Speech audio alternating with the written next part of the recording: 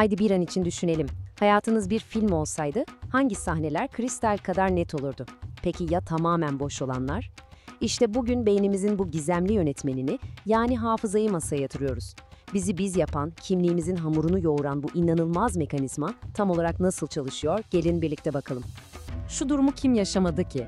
40 yıl önceki bir çocukluk anınız tüm renkleriyle gözünüzün önündedir de 2 saniye önce mutfağa niye geldiğinizi kapının eşiğinde unutuverirsiniz.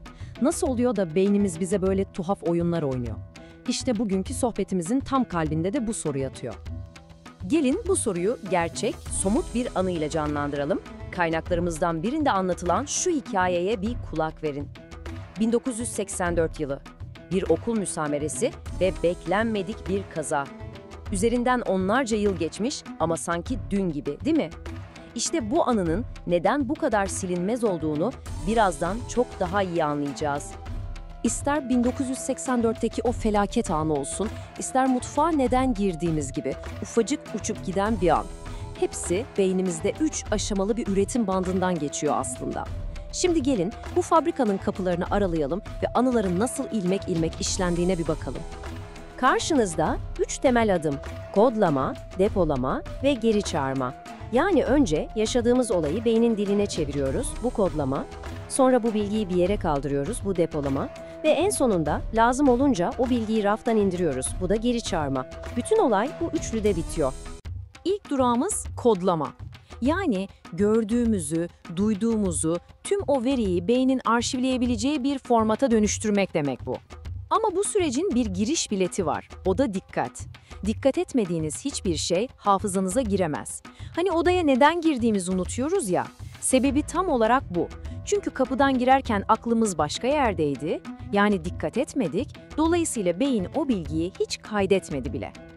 Beynimiz bu kodlamayı tek bir şekilde yapmıyor, farklı kanalları var. Mesela görsel kodlama, o 1984'teki sahnedeki maskeleri gözünüzün önüne getirir. Akustik kodlama, sandalyelerin devrilirken çıkardığı o gümbürtüyü kulağınıza fısıldar.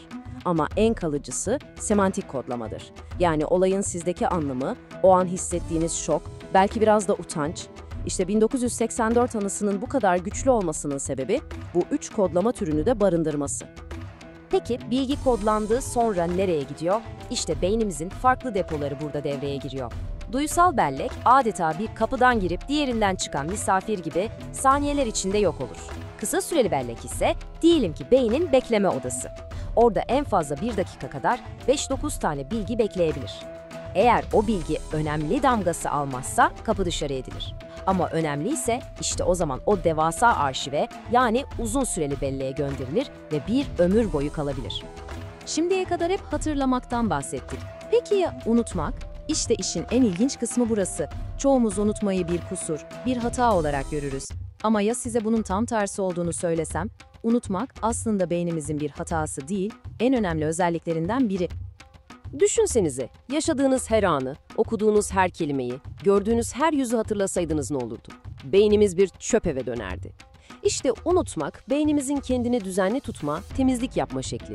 Gereksiz bilgileri silerek önemli olanlara odaklanıyor ve yeni bilgilere yer açıyor. Yani aslında bir tür verimlilik ayarı bu. Peki bu temizlik nasıl yapılıyor? 4 ana şüpheli var. Birincisi zayıflama. Kullanılmayan anılar zamanla solar gider, tıpkı eski bir fotoğraf gibi. İkincisi girişim. Benzer anılar birbiriyle kavgaya tutuşur, biri diğerini gölgede bırakır. Üçüncüsü geri çağırma başarısızlığı. Hani dilimin ucunda dediğimiz anlar var ya, işte o. Bilgi orada ama anahtarı kayıp. Ve son olarak kodlama başarısızlığı. Yani bilgi en başından hiç kaydedilmemiş bile. Şu girişim meselesini biraz daha açalım. 2 tipi var. Biri proaktif, yani ileriye dönük. Eski bilgi yenisine engel oluyor. Mesela yeni şifrenizi yazacakken elinizin sürekli eski şifreye gitmesi, tam olarak bu. Diğeri de retroaktif, yani geriye dönük. Bu sefer de yeni bilgi eskisini siliyor. Yeni telefon numaranızı ezberleyince eskisinin aklınızdan uçup gitmesi gibi. O dilimin ucunda hissi. Hepimiz yaşamışızdır. Bir aktörün adını hatırlamaya çalışırsınız. Biliyorsunuzdur ama bir türlü çıkmaz. İşte bu, geri çağırma başarısızlığının en popüler örneği. Anı silinmemiş, beyninizin derinliklerinde bir yerde duruyor. Ama siz o anıyı yüzeye çıkaracak doğru ipucunu, o sihirli kelimeyi bulamıyorsunuz. Tamam, unutmak bir hata değil, anladık. Ama bu her şeyi unutalım gitsin demek de değil. Aksine beynimizin nasıl çalıştığını anladığımıza göre artık onunla daha iyi anlaşabiliriz. Peki hafızamızı nasıl daha güçlü hale getirebiliriz? Gelin bilimin bize sunduğu birkaç tüyoya bakalım. İşte size birkaç altın kural. Birincisi aralıklı tekrar. Yani son geceye sıkıştırmak yerine bilgiyi zamana yayın. Beyniniz bundan hoşlanır. İkincisi aktif katılım. Yeni bir şey öğrenirken onu zaten bildiğiniz bir şeye bağlayın. Kancalar atın. Üçüncüsü kaliteli uyku. Uyku, beynin günün enkazını temizleyip önemli bilgileri kalıcı hale getirdiği zamandır. Kutsaldır. Ve tabii ki egzersiz yapın, yeni bir dil öğrenin, bir enstrüman çalın. Beyninizi tembelliğe alıştırmayın, ona yeni patikalar açtırın. Peki bütün bu çaba niye? Çünkü işin biyolojik bir tarafı var. Bakın, 40 yaşından sonra beynimizin hafıza kalesi olan hipokampus her 10 yılda bir hücrelerinin yaklaşık %5'ini kaybediyor. Bu süreci yavaşlatmak bizim elimizde. O yüzden beyni aktif tutmak bir lüks değil, bir zorunluluk. İşte az önce bahsettiğimiz aralıklı tekrar meselesinin kanıtı. Bakın şu düşük olan çubuk, sınavdan önceki gece yapılan o meşhur sabahlama seansları. Bilgi kısa süreli belleğe giriyor, sonra buharlaşıyor. Yüksek olan çubuk ise aynı bilgiyi günlere yayarak çalışmak. Sonuç ortada. Kalıcılık çok daha fazla. Yani beyninize karşı değil, onunla birlikte çalışın. Şimdiye kadar işin tekniğinden, biyolojisinden bahsettik ama hafıza bundan çok daha fazlası. Hafıza bizim kim olduğumuzun hikayesi. Yani şimdi sıra hafıza, unutma ve sizin aranızdaki o kişisel bağda. Beynimizde geçmişi kaydeden bir kamera olduğunu sanırız değil mi? Sanki oynat tuşuna basınca her şey olduğu gibi karşımıza çıkacakmış gibi.